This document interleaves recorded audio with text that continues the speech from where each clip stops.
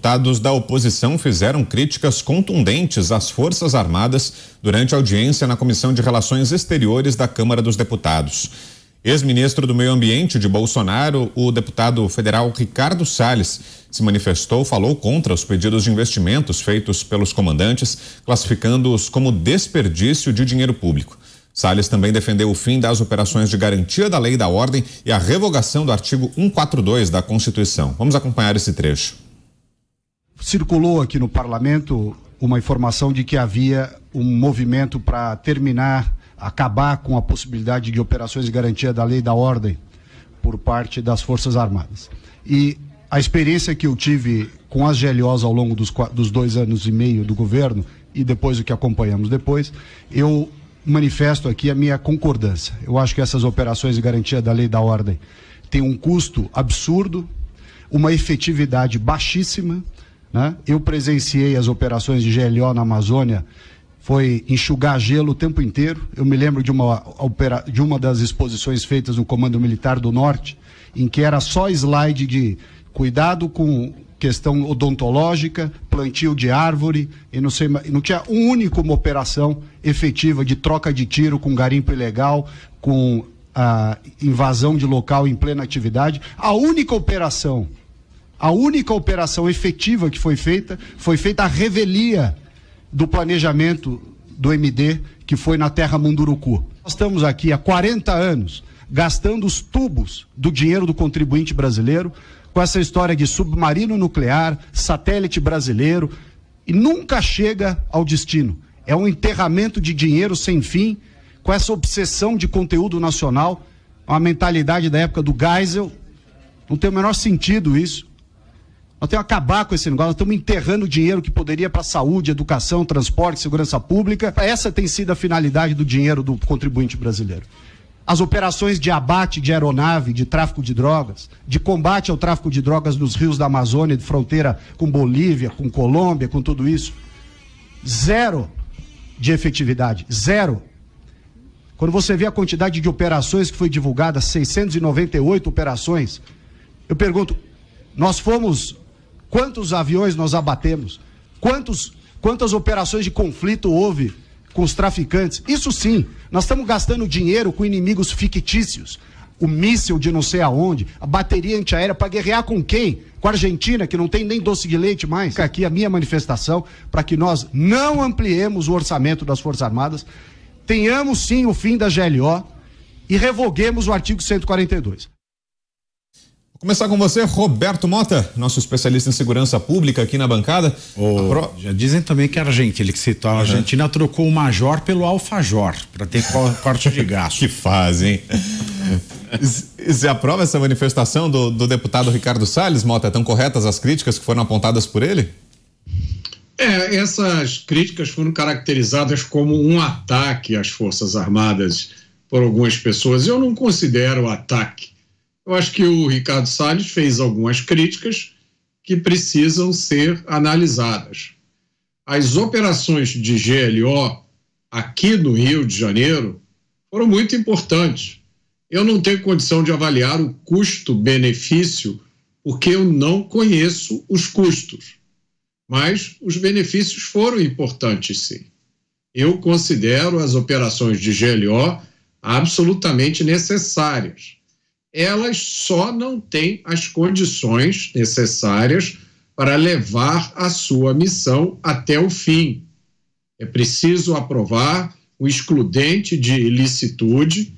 Não se pode colocar tropas num local conflagrado, como são algumas comunidades do Rio de Janeiro, e exigir que naquela situação de guerra as tropas sigam procedimentos, rituais considerados necessários por juristas dentro do seu gabinete com ar-condicionado, que nunca seguraram um fuzil ou nunca viram um fuzil apontado para eles no beco escuro de uma favela.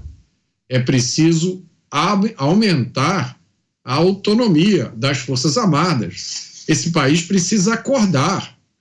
Nós temos exércitos clandestinos aqui no Rio de Janeiro. Só no Rio de Janeiro a polícia estima que existam mais de 60 mil homens armados nas comunidades. A gente já viu e vê quase todo mês um exército clandestino fazer de refém uma cidade do interior do Brasil. E fica tudo por isso mesmo. Se as Forças Armadas tiverem a autonomia necessária para lidar com essa situação, o cenário muda completamente. Basta lembrar do trabalho de garantia da lei e da ordem que as Forças Armadas brasileiras fizeram no Haiti. Salvo engano, com 3 meses de atuação no Haiti, todas as facções que operavam nas favelas estavam dizimadas. As Forças Armadas são uma instituição essencial à soberania brasileira. E aí o Ricardo Salles traz um ponto importante. Nós temos fronteiras com alguns dos países mais perigosos do continente. A Amazônia chega perto de ser uma terra de ninguém. É preciso enfrentar com seriedade essas ameaças. O que acontece é que no sistema democrático republicano, o sistema que até outro dia todo mundo achava que a gente tinha aqui no Brasil, existe uma coisa chamada alternância de poder. E essa alternância, muitas vezes, coloca no poder forças políticas cuja ideologia faz com que as Forças Armadas tenham que fazer escolhas difíceis. Essas situações são muito comuns na América Latina. E só o tempo, no caso brasileiro, vai conseguir jogar luz sobre isso. E você, Dantas, o que achou dessa reflexão proposta pelo deputado Salles? Precisariam mesmo ser repensados os nossos investimentos em defesa, em segurança nacional, Dantas? Sim. Ô Brau, nós temos visto aí um debate interno, especialmente nas fileiras militares e também na política, sobre o que fazer com o militar, o que fazer com as Forças Armadas. É muito fácil quando você tem um conflito externo, quando você tem um inimigo externo, quando você precisa defender a sua soberania, as fronteiras, porque é uma missão constitucional. Agora, quando você tem um problema interno e aí você precisa ocupar essas forças militares, são forças que querem ser reaparelhadas, querem estar também avançadas tecnologicamente, então elas precisam ter um inimigo a combater, então se passou a utilizar elas nessas operações de GLO. O problema é que há uma questão de doutrina em relação a esse tipo de segurança. Eu estive no Haiti, inclusive o Mota está citando aí a missão de paz, eu estive no Haiti 2 vezes, acompanhei várias operações da missão de estabilização da ONU lá no Haiti, inclusive quando o general Heleno era o comandante e também numa outra oportunidade do terremoto. E lá a situação era muito diferente. Primeiro que a área deflagrada era muito menor, era só realmente ali Porto Príncipe, e você tinha um problema crucial, que era um problema de gangues. Gangues que não chegam aos pés do nosso crime organizado, não chegam aos pés do PCC, do Comando Vermelho, em termos de robustez, em termos de capacidade de combate, em termos até de estratégia. Lá você tinha gangues, uma brigando com as outras, algumas utilizando facões, outras algum armamento antigo. Então foi muito mais fácil debelar esse tipo de situação. Lá as favelas são lineares, são muito parecidas com a favela da Maré, no Rio de Janeiro. Então uma situação bem comum, diferente da que a gente vive aqui nas favelas urbanas ali e que tem naturalmente muita gente, a sociedade, né, toda aí espalhada, muitas comunidades com casas, com pessoas que são utilizadas de escudo humano. É uma situação realmente distinta, não dá para comparar. Essas missões de paz serviram para algum tipo de avanço nessa doutrina. E quando ela foi aplicada no Rio de Janeiro, a gente viu as limitações dessa doutrina. Vocês vão lembrar de vários vídeos que circularam de soldados se escondendo, né, em tiroteios com esses criminosos, que são muito melhor aparelhados e que tem um controle total da estratégia ali do território e tem estratégia de resistência usando, como eu disse, a população como escudo humano. A gente tem um problema muito grande lá na Amazônia, muito amplo. Historicamente, os militares tiveram uma doutrina apenas de ocupação das fronteiras, né? Inclusive com projetos sociais, projetos de infraestrutura, o programa Calha Norte. Eu conheço bem isso.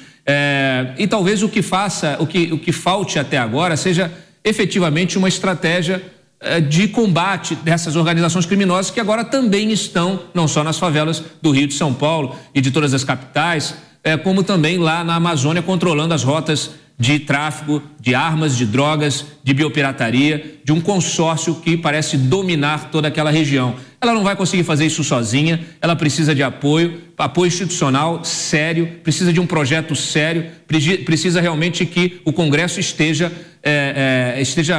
não só o Congresso, né? Todas as forças políticas, o Judiciário, o Executivo e o Legislativo estejam convergindo para o mesmo objetivo, para uma estruturação de um combate conjunto, não só de militares. É muito fácil você jogar a responsabilidade para um ou para outro e lavar as próprias mãos em relação à sua própria incapacidade de lidar com esses problemas. Então, lá na Amazônia, como disse o Salles ali, só uma atuação conjunta, consorciada e muito bem planejada.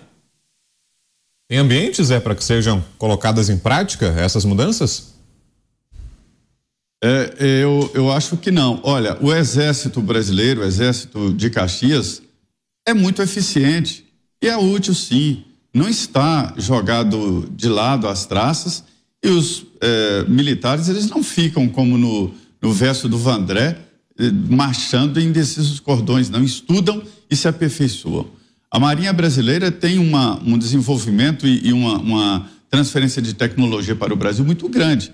O submarino nuclear é muito importante para o país e tem uma tecnologia embarcada que muita gente desconhece, inclusive sobre tecnologia nuclear, além, evidentemente, de outros equipamentos muito desenvolvidos e muito técnicos.